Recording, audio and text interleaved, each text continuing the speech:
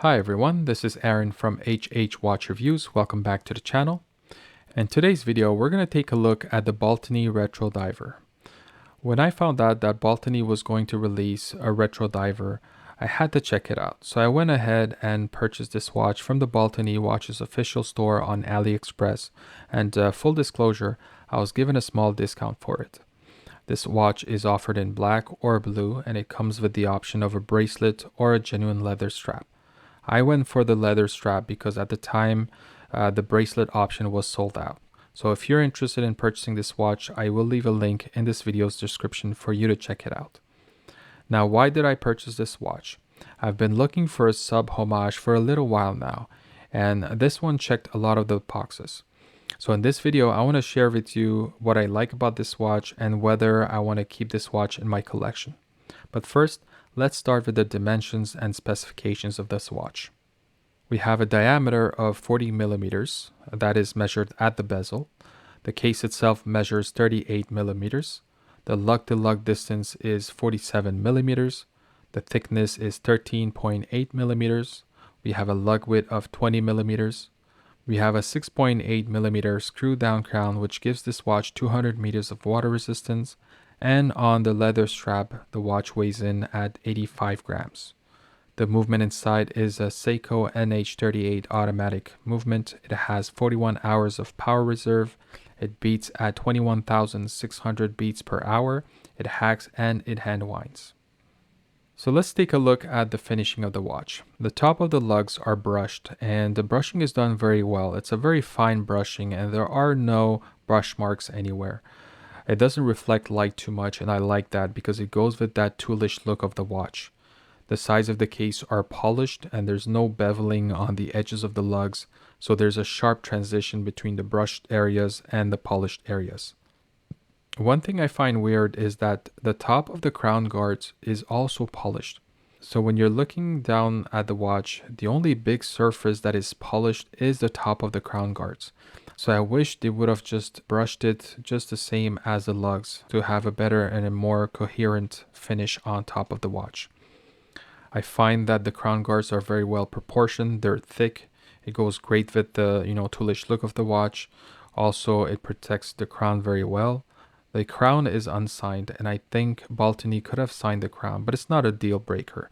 It's very easy to grip. It unscrews and screws back in very smoothly. Winding the movement is also very smooth. And speaking of the movement, I'm very happy to say that this is a NH38, so there is no go state position. The bezel is a 120 clicks unidirectional bezel, and it is very grippy and easy to turn. Let's have a listen to it.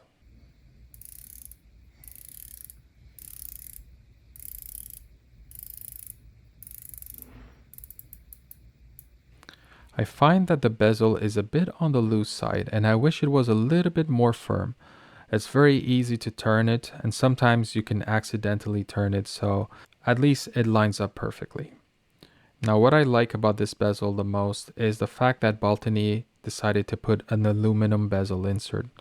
This is the right way to do a vintage sub homage, and there's also a lume pip at the 12 o'clock, so good job Baltany for doing that. We have a sapphire crystal with clear AR coating, and I have to say this is by far the clearest crystal I've seen on an Aliexpress watch. You can tell the crystal is there because it is domed and there's some distortions on the edges, but otherwise it is very clear and it does a great job hiding reflections.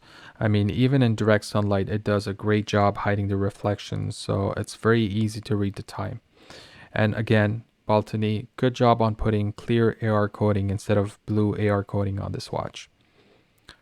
Now, underneath that crystal is a matte black dial with printed indices. There is a retro style superluminova applied on the hands and indices. I was a bit worried when I saw the photos on AliExpress because in some shots the color of the hands didn't quite match the color of the markers. But in person, you can barely tell the difference. And I think that the H lume looks better on the black dial than the blue version. Now, obviously, I've said it in my Proxima PX1697 review, and I'll say it again here. I'm kind of done with the Fotina. I mean, the good thing here is that Baltany decided to print the text on the dial in the same color as the lume on the markers and hands, but let's move on from that retro aged lume and just put regular lume on the markers, please. Now looking at the hands, we have a mixed match of different styles. So we have a Mercedes style hour hand, a sword design minute hand. Both are very long and reach the markers, but they're two different styling, and I'm not exactly sure why they decided to mix and match these hands. The lollipop seconds hand, on the other hand, is very nice. It's very long. It touches every minute marker and exactly the right type of seconds hand for this design. The hands are highly polished, and I think they reflect light a little bit too much. I wish there was some kind of different finishing to the hands to maybe look a little bit better and match the toolish look of the watch. Now, I said that I purchased this watch on the leather strap because the bracelet version was sold out. So obviously I can't comment on the quality of the bracelet, but the leather strap that comes with this watch, I think it's very comfortable. It looks good. It matches the vintage styling of the watch. The leather itself is soft and supple, barely took any time to break in. So, nothing bad to say about this strap. One thing I want to mention, and this is part of the things that I kind of find weird and not like about this watch. So first thing is the bezel. I mentioned before that the bezel measures 40 millimeters, but the case measures 38 millimeters. But what's weird is that when you look at the watch, you can see that the bezel protrudes from the case a lot, like a lot more than any other bezel I've seen on any other watch. This is very, very weird design, and I'm not exactly sure why it ended up being this much, I guess, larger than the case itself. But at least it makes it very easy to grip the bezel and turn it, I guess. But again, I don't really like that design. The second thing I don't really like about the design is the minute hand. I'm not exactly sure why they decided to go with that minute hand. It doesn't match the Mercedes style hour hand at all.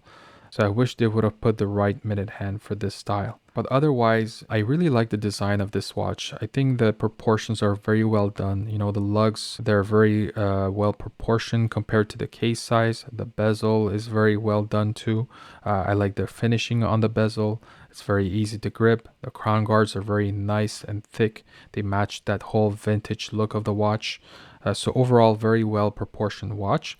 Only thing I would like for them to maybe change or improve in the future is first make the size of the case a little bit more round, shave off a millimeter or two, and just put regular white indices on this watch. But otherwise, a very good looking watch. Am I going to keep it in my collection? I'm not 100% sure yet. Not 100% sure this is the vintage sub homage I was looking for. But I'll give it some time and we'll see how it goes. But that pretty much wraps up my review of this watch. I'm actually curious to know if anyone got this watch or the blue version. Actually, I wanted to know if the blue of the bezel and the dial actually match or they're pretty close. I think that was one of the reasons why I went for the black. But yeah, let me know down below in the comments, what do you think of this watch and whether or not you have the blue version. So as usual, if you enjoyed this video, please like it and share it with a friend or two. And if you want to watch more watch content, please subscribe to the channel and click on that notification bell to be notified when I upload a new video. And as always, thank you for watching, and I'll talk to you on the next one.